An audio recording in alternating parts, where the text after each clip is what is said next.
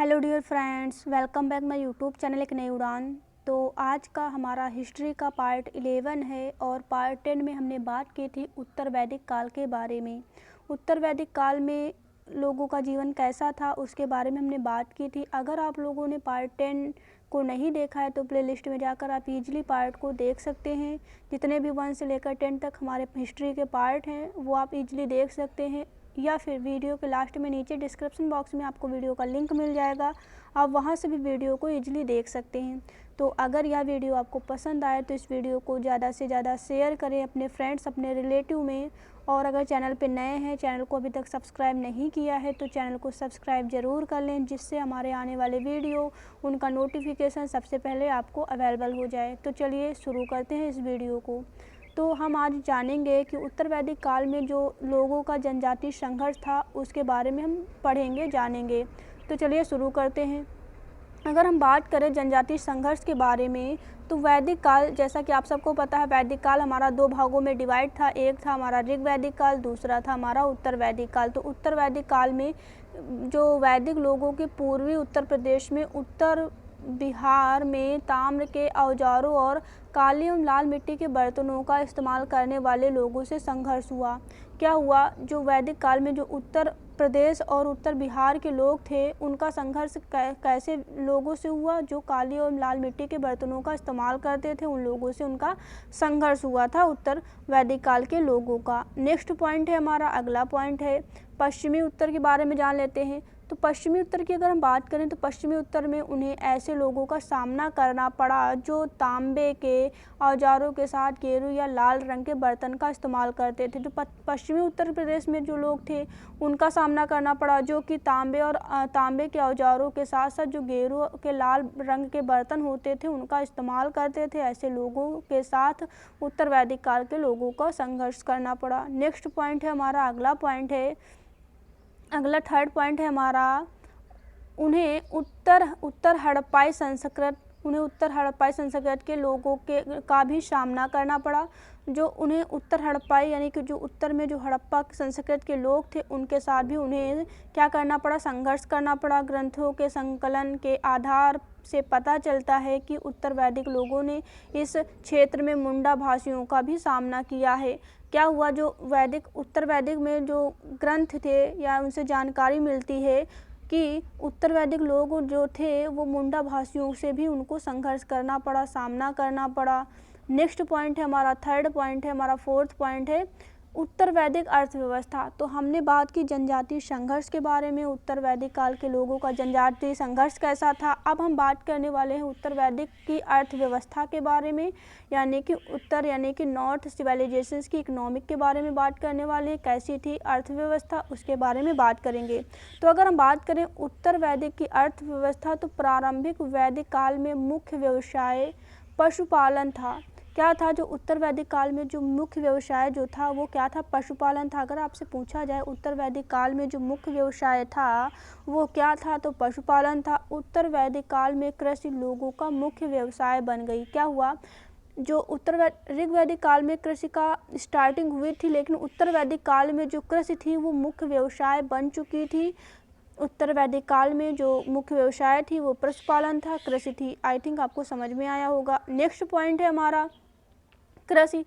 तो अब उत्तर वैदिक काल में जो कृषि थी वो कैसी थी उस पर प्रकाश डाल लेते हैं। तो अगर हम कृषि की बात करें तो कृषि का स्थान गौड़ था, यानी कि सबसे उत्तम था। जो उत्तर वैदिक काल में जो कृषि थी उसका स्थान सर्वश्रेष्ठ था, उत्तम था। लोगों को जौ, ये भी क्वेश्चंस काफ़ी बार पूछा जाता है। तो लोगों को जौ, गेहूं और चावल जैसी फसलों का ज्ञान था। उत्तर वैदिक काल में जो लोग थे उनको जौ, गेहूं, चावल की फसलों का काफ़ी अच्छा ज्ञान हो गया था, जिसमें गेहूं और चावल मुख्य फसल थी।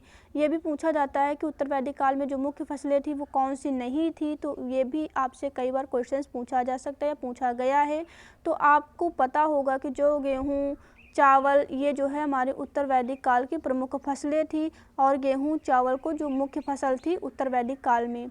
तो नेक्स्ट पॉइंट है हमारा, अगला पॉइंट है ऋग वैदिक के बारे में। अगला पॉइंट है हमारा ऋग्वेद में चतुर्थ मंडल में, ऋग्वेद का जो चतुर्थ मंडल है उसमें खेती की प्रक्रिया का वर्णन मिलता है। किसकी? ऋग्वेद के जो चतुर्थ मंडल है उसमें खेती की प्रक्रिया यानी खेती किस प्रकार की जाती है उसका वर्णन जो है चतुर्थ मंडल में मिलता है, जिसमें कृषि का उल्लेख मात्र 24 बार हुआ है। अगर आपसे पूछा जाए कि ऋग्वेद के चतुर्थ मंडल में कृषि का उल्लेख कितनी बार हुआ है तो आप इजीली बता सकते हैं 24 बार हुआ है। नेक्स्ट पॉइंट है हमारा यजुर्वेद। यजुर्वेद में शतपथ ब्राह्मण में जुताई के अनुष्ठान पर विस्तृत चर्चा की गई है। अगर आपसे पूछा जाए कि किस वेद में जुताई के अनुष्ठान पर विस्तृत प्रकाश डाला गया है या वर्णन किया गया है तो आप बता सकते हैं यजुर्वेद में किया गया है।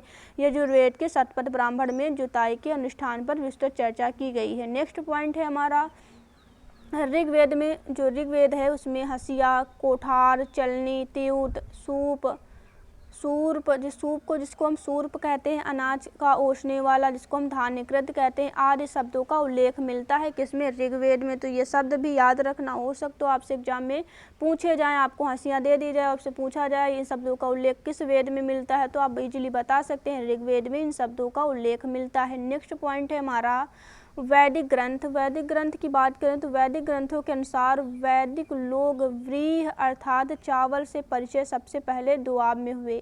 तो वैदिक ग्रंथों के अनुसार जो वैदिक ग्रंथ थे उनके अनुसार यह बताया जाता है कि जो वैदिक लोग थे वो व्रीह अर्थात चावल से परिचित कब हुए थे तो दोआब में हो गए थे वो चावल से परिचित। नेक्स्ट पॉइंट है हमारा, अगला पॉइंट है यजुर्वेद। अगर हम बात करें यजुर्वेद की तो यजुर्वेद में 5 प्रकार के चावल का उल्लेख मिलता है, जिसमें महाब्राही, कृष्णव्रीह, शुक्लव्रीह और आसुधान्य और हायन, ये 5 प्रकार के चावल का उल्लेख मिलता है। किसमें मिलता है मेरे फ्रेंड्स? तो यजुर्वेद में इन 5 प्रकार के चावल का उल्लेख मिलता है, ये याद रखना।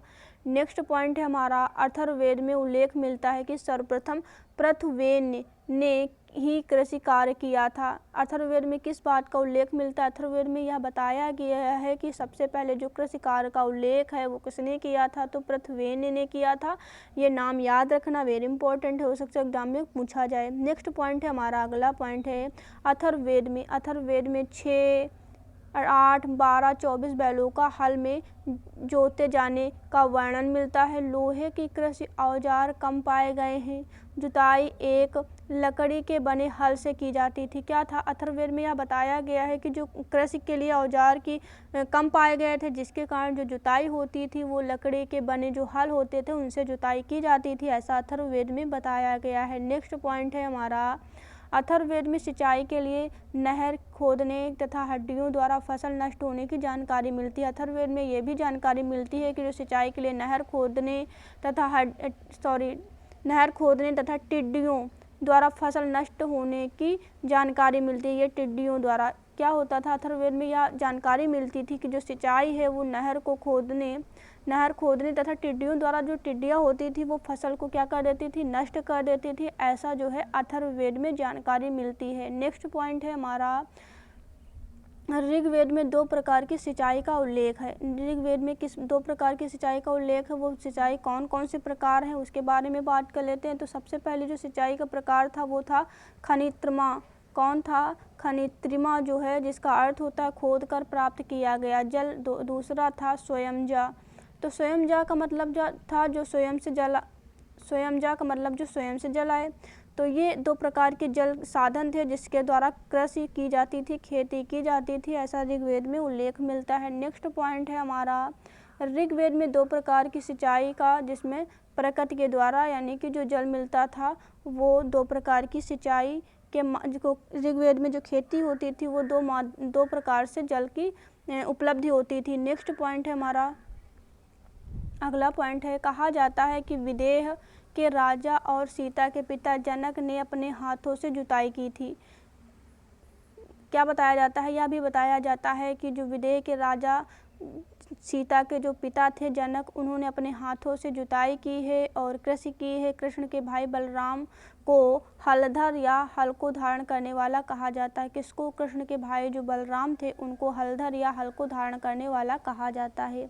अगला पॉइंट है हमारा गौतम को बोध गया मूर्ति में बैल के साथ जुताई करते दर्शाया गया है। कहाँ पर गौतम को जो है बोध गया मूर्ति में, जो बोध गया में मूर्ति है उसमें यह दर्शाया गया है कि वो बैल के साथ जुताई करते हुए उनकी एक आकृति को दर्शाया गया है। नेक्स्ट पॉइंट है उत्तर वैदिक काल में व्यापार का विकास हुआ और व्यापारी श्रेणियों में संगठित हुए। क्या हुआ उत्तर वैदिक काल में जब व्यापार का डेवलपमेंट हुआ, विकास हुआ, तो क्या हुआ, जो व्यापारी थे उनकी श्रेणियां संगठित की जाने लगी थी। किसमें? उत्तर वैदिक काल में। अगला पॉइंट है हमारा निष्क, शतमान, पाद, कृष्णाल आदि माप की इकाइयाँ थी। बाँट की मूलभूत इकाई कृष्णाल थी।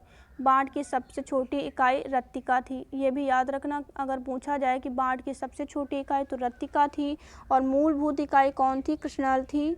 नेक्स्ट पॉइंट है हमारा, अगला पॉइंट है हमारा व्यापार के दौरान लेन देन का माध्यम निष्क। क्या होता था? जो व्यापार के दौरान जो लेन देन का माध्यम होता था वो क्या कहलाता था? निष्क कहलाता था।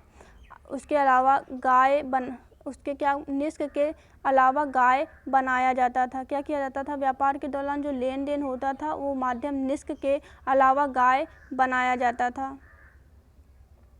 नेक्स्ट पॉइंट है हमारा, अगला पॉइंट है श्रमिक वर्ग के अंतर्गत। क्या था नेक्स्ट पॉइंट हमारा? श्रमिक वर्ग के अंतर्गत भूसी साफ करने वाले को उपप्रक्षिणी कहा जाता था। भूमि की माप की इकाई को खिल्ले कहा जाता था।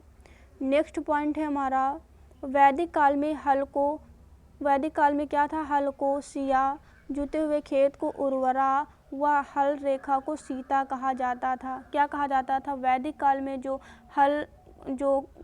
हल को सिरा कहा जाता था, जो हल होता था उसको वैदिक काल में सिरा कहा जाता था, और जुते हुए खेत को उर्वरा कहा जाता था, और हल रेखा को सीता कहा जाता था। तो ये था हमारा उत्तर वैदिक काल का जनजातीय संघर्ष।